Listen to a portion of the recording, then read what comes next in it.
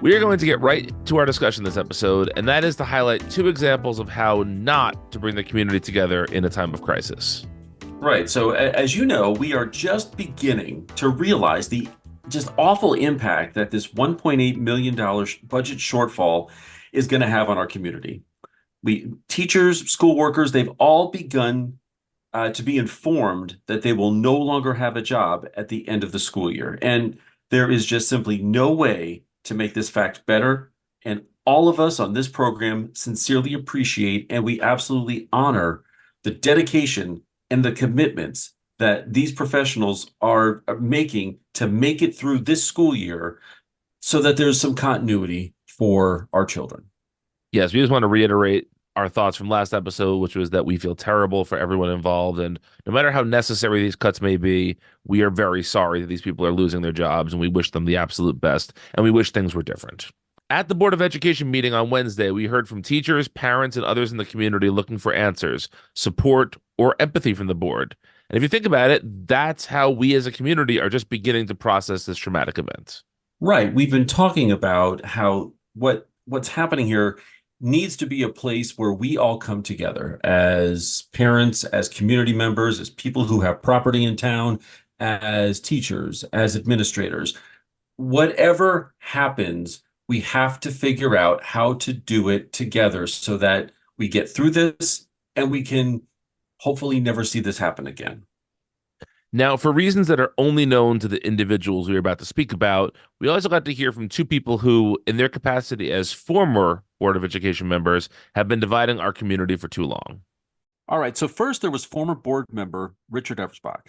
Now, Mr. Ebersbach has also been a campaign manager, and some would say he has served as a strategist for certain far-right candidates and agendas that we have actually talked about here on the show.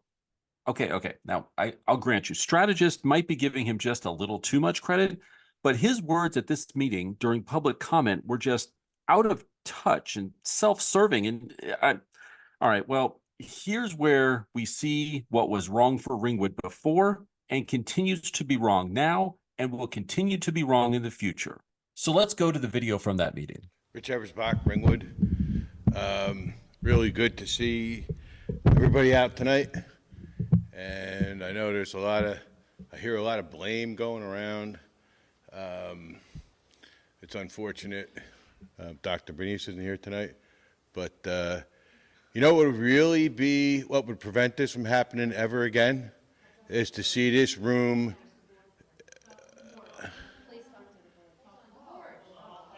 Mr. Ebersbach, can you just address the board president? I was actually addressing the audience, but I'll talk to Pat.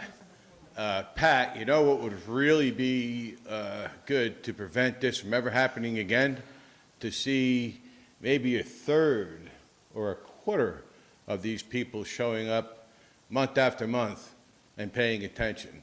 They're putting, I keep hearing these emotional attributes to the board for not doing their job. But you have to remember, or as you know, Pat, the board is a group of community volunteers. Their responsibility is to take presentations from the superintendent. And to my knowledge, the last budget meeting I was in the end of 2022, we were talking about a $600,000 increase that we couldn't cover in teachers' benefits. Go ahead. Please address the board. I'm going to say this. I think the REA has been very negligent in their observations to blame the board while themselves didn't see this coming. And I think that Eileen Campriella and Schouten should resign because they were not paying attention to what was happening for their constituents. Rather, they're going to come here 2 months in a row with 40 teachers or 50 teachers and praise Dr. Bernice on his Superintendent of the Year award, while there's a newspaper article in 2023 in the NewJersey.com by the same guy, David Zimmerman, that wrote the article this year, wrote it last year, saying that there was a $1.8 million shortfall, which is what we're facing today. And everybody's acting surprised. They shouldn't be acting surprised. Does anybody read the newspaper? It's not up to, it's the one person that this is mostly involved with and responsible for are the board administrator and the superintendent, the CFO, the CEO of this district. It's not up to the Board of Ed. The Board of Ed is to take his recommendations and weigh them. What recommendations have been made? Have there been any recommendations made last year? Thank you, Mr. Ebersbach. I'm asking a question. Just finish Have up. there been any other recommendations made the entire last year? We knew where the contract was going. We knew where the health care was going. Were there any recommendations? Why wasn't the REA watching the ship just as well as they expect the board to be, Thank the you, Mr. volunteers of this town? Thank you, Mr. Ebersbach. Be respectful. Wait, he blamed and attacked the teachers, the REA for the budget?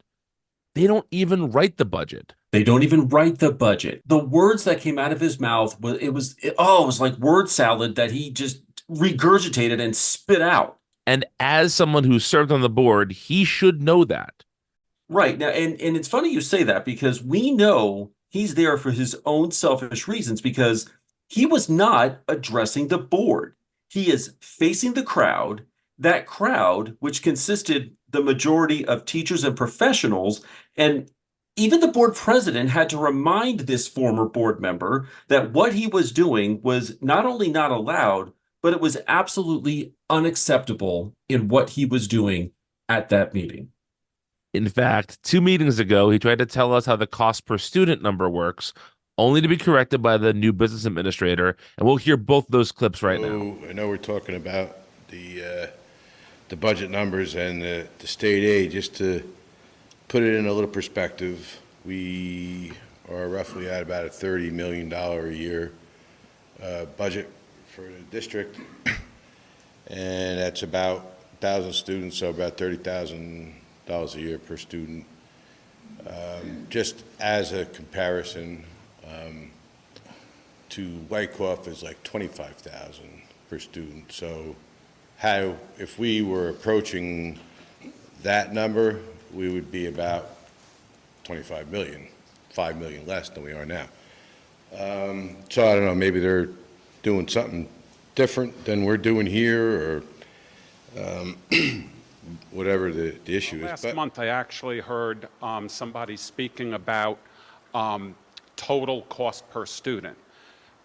Generally, it's not an accurate way of comparing two districts because you may have one district that is a walking district, another district that's spread out like Ringwood with a lot of transportation, and it skews the numbers. Also, if you compared, say, a 9-12 district to a K-8, curriculum and scheduling is very different, so it skews the numbers as well. It has recently come to our attention that Mr. Ebersbach is a member on the email list of the Pacific Justice Institute. Now, what is the Pacific Justice Institute?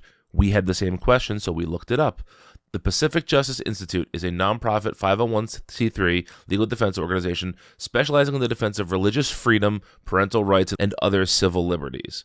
Pacific Justice Institute works diligently without charge to provide its clients with all the legal support they need.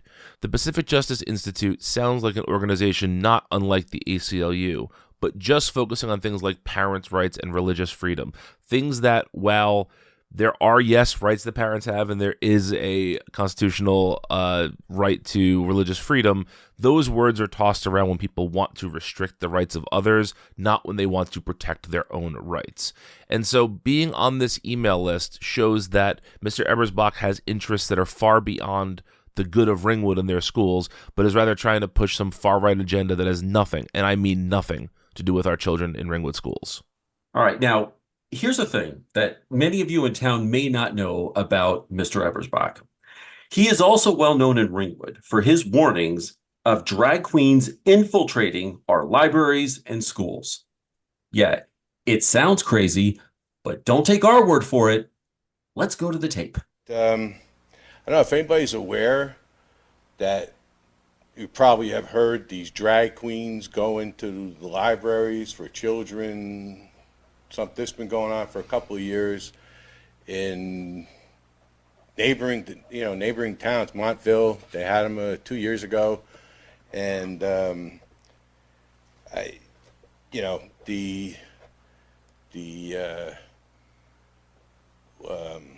event that the teachers union had, their annual event in Atlantic City this past October, they actually had these big guys dressed like sluts posing next to like little kids behind a NJEA, New Jersey Teachers Union backdrop, and they kind of celebrate it. They think that that's like a really like a great thing to have. It's very woke, I guess. But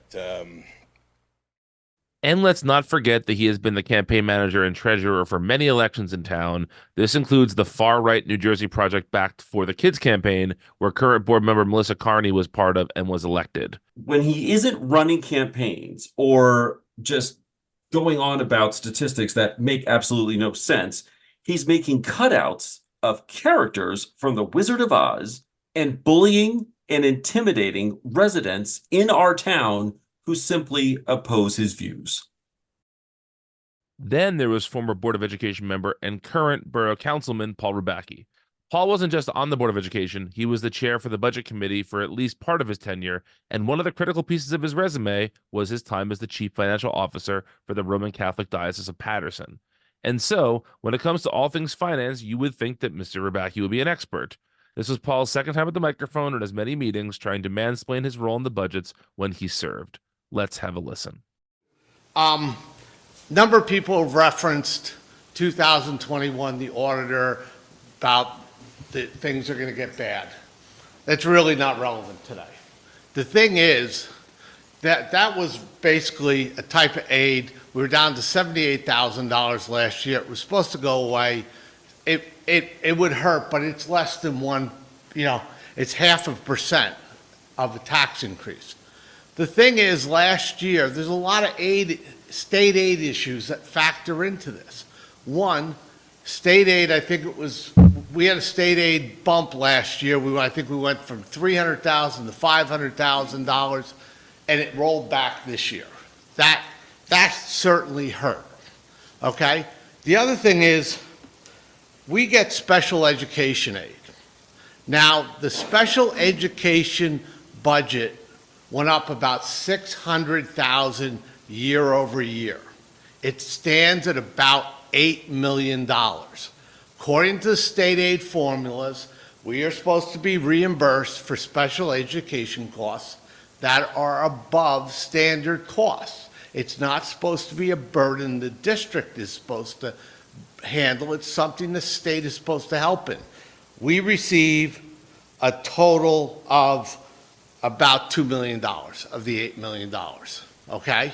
So that's a big gap coming from the state. And then the other, in 2021, we didn't know the custodians were unionizing.